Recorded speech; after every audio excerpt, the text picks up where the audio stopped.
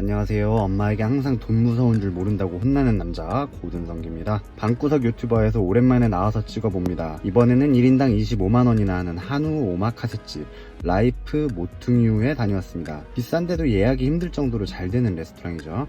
제 친구 김우윤 셰프가 여기서 5월까지만 하고 그만둔다 하길래 그 전에 꼭 오겠다고 해서 와봤어요.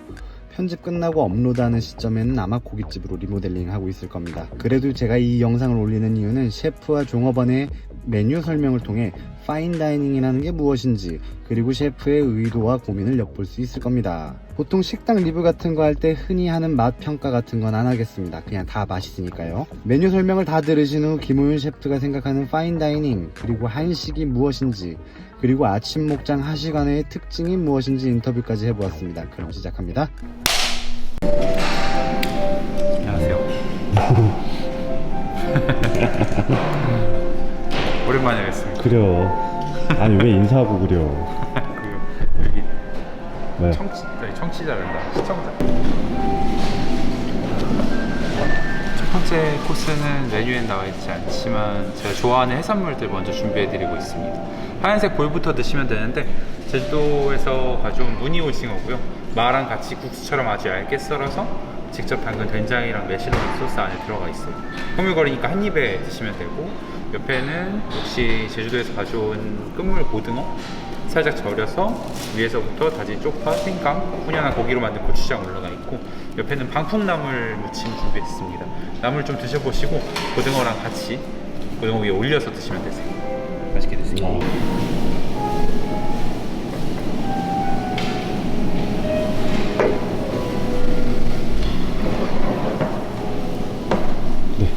네, 앞쪽에는 우둔살 부위를 이용한 육회를 준비했습니다.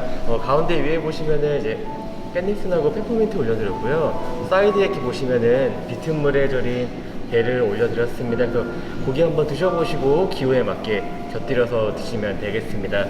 위쪽에는 튀김은 셰프가 막걸리 반죽 이용해서 준비를 했어요. 그래서 육회랑 이제 막걸리 마시는 걸 좋아해서 다른 버전으로 셰프가 표현했다라고 보시면 되겠는데요.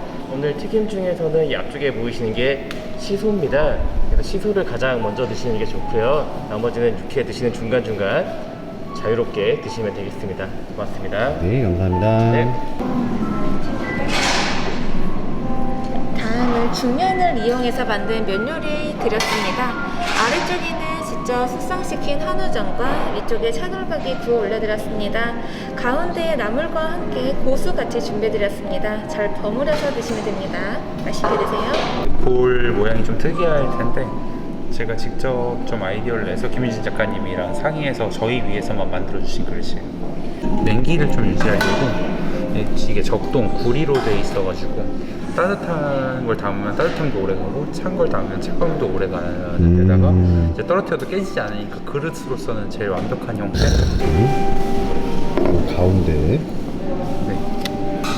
좀 오신다 그래서 제주도에서 좀 특별한 생선이 올라왔는데 두줄 촉수라고 하는 생선이고요. 많이 잡히는 생선은 아닌데 제가 가장 좋아하는 생선입니다. 붉은살 생선인데 요 껍질이 바삭하게 익혀놨어요. 근데 껍질하고 살 사이에 있는 그 기름에 좀 맛있는 성분들이 있는데 그 기름이 빨간 기름이 나와요. 고추기름처럼 눌러보시면. 근데 그 안에 있는 그 빨간 기름의 향이 약간 갑각류? 아, 게 같은. 게 같은이라기보다는 그 새우류 새우. 의 향이 나서 굉장히 독특합니다. 밑에는 우엉잡채, 위쪽에는 취나물이고요. 취나물 위에는 로꼴라꽃, 우엉잡채 위에는 사랑초라는 산미가 있는 꽃입니다. 같이 드셔보세요.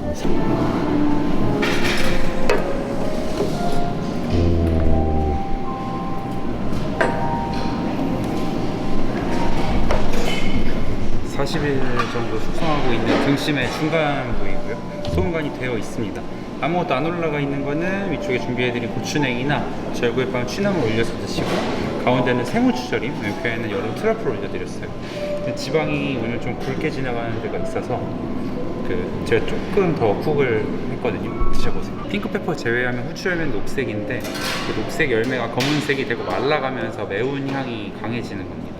이거는 녹색일 때 세게 절여서 색만 검은색이 된 프레시 페퍼 피클이에요. 아, 피클. 날개를 신기합니다. 찾아서 딱 터트려서 드셔보세요.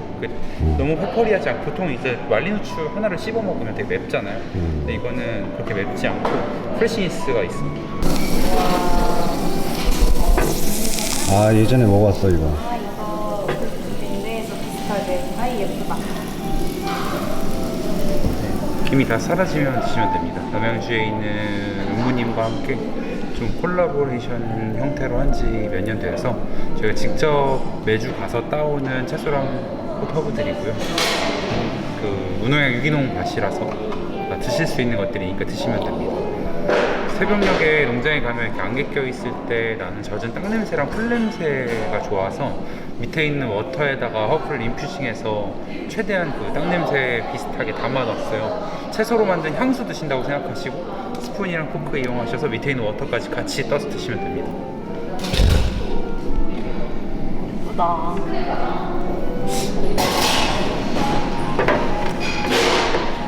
와우. 두 가지 특수 부위 준비해드렸어요.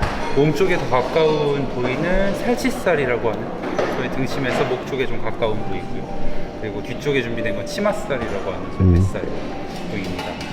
옆에는 부추무침, 그 위에 작은 양파 보이시는 거는 3시간 정도 양파 수분으로만 익힌 미니 양파고요.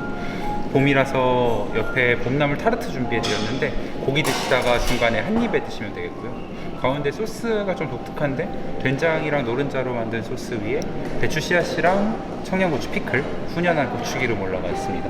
잘 저어서 섞으신 다음에 고기나 채소랑 같이 곁들여 드시면 되겠고 역시 두 가지 고기 위에 있는 소스 올려서 드시면 됩니다.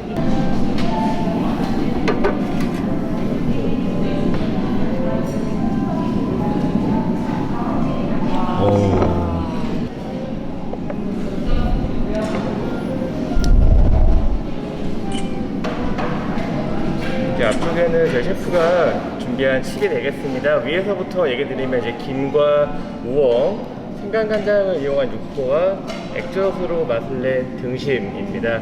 앞에 원형은 이제 감자하고 귤, 가루로 보이는 칩은 이제 새우가 되겠는데요. 귤이 당도가 높아서 가장 마지막에 드시는 게 좋습니다. 음식 기다리시는 동안 중간중간 드시면서 와인과 함께 즐기시면 좋을 것 같고요. 가운데 준비한 메뉴는 저희가 한우 안심부위 이용해 만든 샌드위치가 되겠습니다. 브리오시빵과 소스, 트러플, 마요네즈 되겠는데요. 그거 하나씩 드시면 되겠습니다. 아, 네, 물티슈 감사합니다. 같이 준비했습니다. 네, 고맙습니다. 네.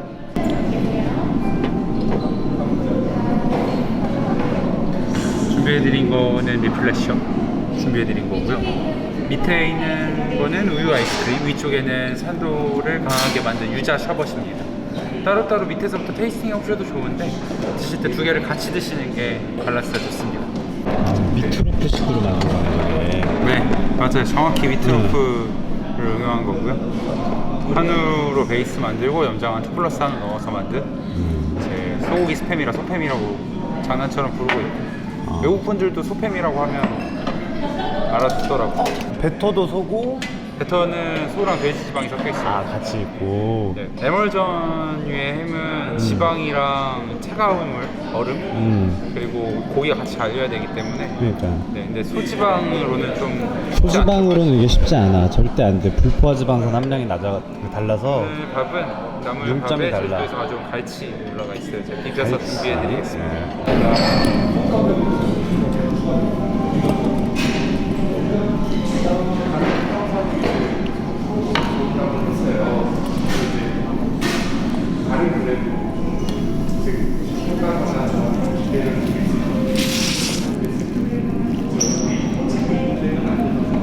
조미료 없이 제가 3일간 8시간 이하 끓여서 준비한 곰탕이 되겠습니다. 뭐 바로 드셔도 좋지만 안에 담겨있는 야채가 살짝 데쳐졌을 때가 가장 좋습니다. 계속해서 같이 할 식사 준비하도록 하겠습니다. 네.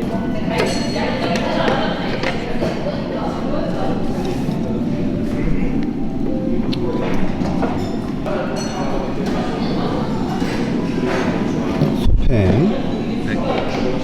따뜻할 때 밥이랑 같이 드시면 됩니다. 그리고 옆에 지금 달래로 만든 달래장 준비해 드릴 건데 밥에도 나물이랑 같이 향이 있으니까 먼저 드셔보시고 달래장 맛집이니까 저희가 달래도 좀 올려서 드셔보세요.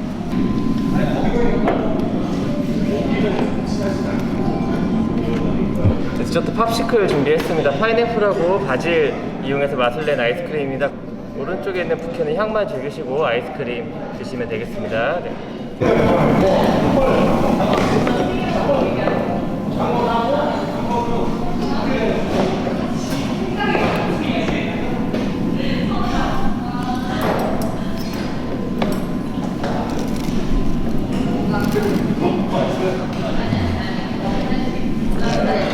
소금과 후추인가?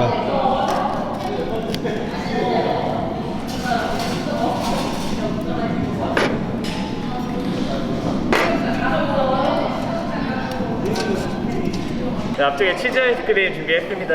위에 이제 올리브오일하고 소금 후추 준비해드렸는데요. 위에만 뿌려드린 거라서 아래쪽에 있는 딸기하고 아몬드 크럼블 같이 담아 드시는 게 좋습니다. 파인다이닝이 뭐라고 생각하십니까? 말 그대로 정찬이죠. 각자 해석이 좀 다를 수 있다고 생각해요. 제가 생각하는 파인다이닝이면 한 단어로 정리하기 좀 어렵지만 커스터머한테는 식사에서 맛 이상의 어떤 가치, 경험을 전달하는 거라고 생각을 해요. 그게 서비스적인 부분일 수도 있고 식재료적인 부분일 수도 있고 순전히 맛일 수도 있고 아니면 먹는 방식의 변화일 수도 있는데 그러니까 어쨌든 더 좋은 것들을 전달하려는 마음이 베이스에 있고 그것이 결과물로 나와지는 과정, 그게 파인다이닝이라고 생각합니다. 이렇게 전해 들은 말인데 김호윤 셰프가 보통 코스 요리가 강약 조절이 있다고 하는데 한식은 무조건 강이라고 생각을 한다라고. 맞는 말이고요. 저는 그렇게 생각해요. 근데 이제 말을 전달할 때 앞뒤가 있어야 되는 게 한식은 그렇다라고 하면 한식 전문가분들이 난리가 나시겠지. 여기서의 제가 생각하는 한식이라는 건 우리가 쉽게 접할 수 있는 옆집 가서 동네에서 추리닝 입고 나갔을 때 사 먹을 수 있는 모든 한식들을 말하는 거예요. 집집마다 내려오는 그런 요리들이 전부 강강강강은 아닐 수 있어요. 지금 제가 생각하는 현대 한식에서의 이미지는 전반적으로 굉장히 강렬해요. 아니 뭐 고추를 고추장에 찍어 먹고 김치찌개에 김치 먹잖아. 김치볶음밥이랑 김치찌개랑 김치 먹잖아. 그러니까 그런 부분이 팽배하기 때문에 그 안에서 사람들이 기대하는 한식의 이미지, 요거는 또 슴슴하고 이건 약간 간이 있고 이런 식으로 구성된 게 아니라 요것도 맛있어야 돼요, 요것도 맛있어야 돼요, 요것도 맛있어야 돼요. 열무김치, 배추김치, 깍두기 다 맛있어야 되잖아요. 깍두기는 슴슴하고 배추김치는 맛있어. 맛있는 게 아니잖아요. 그래서 제가 강강강강이라고 얘기합니다. 화식 한우에 대해서 그 조선일보에서 이렇게 글을 기고한 적이 있더라고요. 잘도 찾아보시네요. 딱 보니까 우리 농장이던데 우리 농장에서 화식 한우라든가 그 칡소라든가 다 먹어봤으니까 알잖아요. 이제 뭐랄까 특징 이런 것들을 좀 본인이 느끼는 경험대로 좀 설명을 해줬으면 하는데. 정말 맛, 테이스트적인 부분에서는 일반 사람들은 구분할 수 없을 거라고 확신을 해요. 정말 육류 러버고 전문가가 아닌 이상은. 근데 하지만 두 개를 동시에 먹어보면 느낄 수 있는 게 있죠. 심지어 미국 소고기도 곡물먹이소랑 풀먹이소는 확실하게 육향의 차이를 가지고 있는데 저도 구이에 있어서는 크지는 않아요, 솔직히.